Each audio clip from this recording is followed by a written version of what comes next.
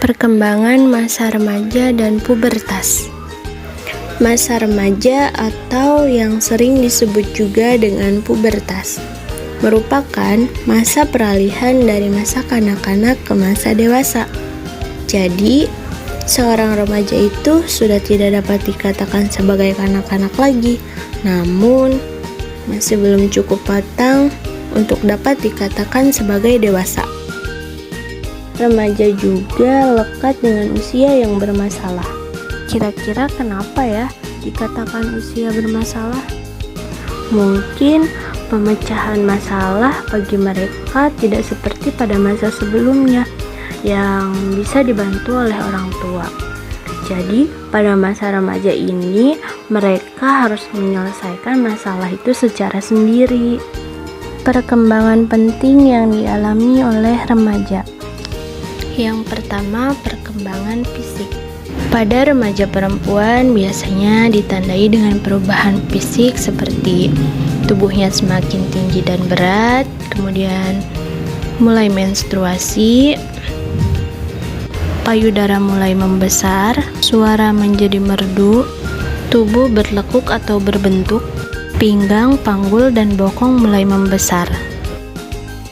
Kemudian perubahan fisik yang dialami oleh remaja laki-laki antara lain tubuhnya semakin tinggi dan berat, tumbuh jakun, suara mulai membesar, mimpi basah, otot membesar, dada dan bahu melebar, tumbuh kumis, janggut, dan bulu-bulu halus seperti bulu ketiak dan bulu-bulu lainnya. Yang kedua ada perkembangan emosi. Emosi itu tidak hanya ungkapan marah saja, tetapi emosi itu adalah ekspresi seseorang dalam mengungkapkan perasaannya.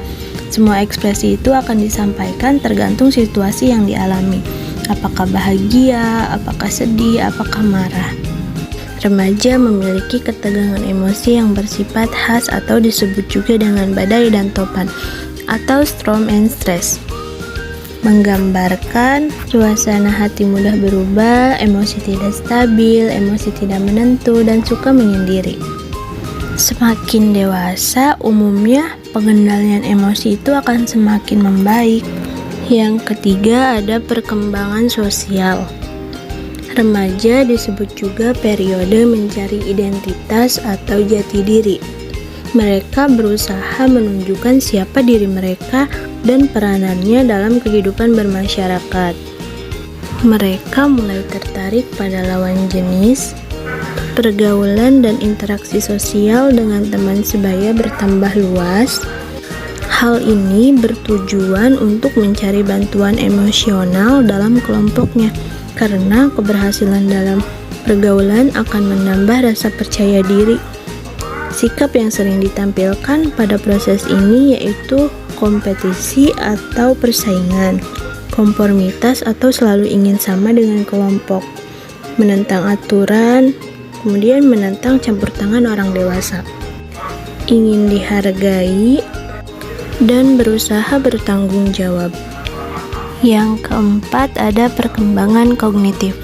Remaja telah memiliki kemampuan introspeksi yaitu berpikir idealistik, berpikir kritis tentang dirinya, serta berpikir logis terhadap hal-hal yang penting dalam mengambil keputusan.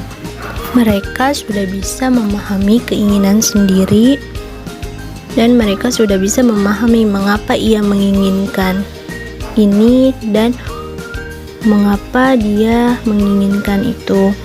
Mulai bisa mempertimbangkan berbagai sudut pandang, memperdebatkan hal yang tidak sesuai dengan keinginan mereka, mulai bisa mengatur pikiran untuk memahami dunia sekitar, dan sudah bisa membedakan berpikir akan hal-hal yang baik dan buruk. Upaya untuk mengatasi kenakalan remaja. Yang pertama adanya pengawasan dari orang tua.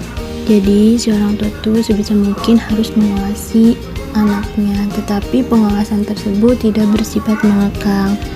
Yang kedua, berikan kasih sayang. Yang ketiga, buat peraturan dengan tegas. Yang keempat, beri pemahaman. Yang kelima, membangun hubungan yang baik dengan anak.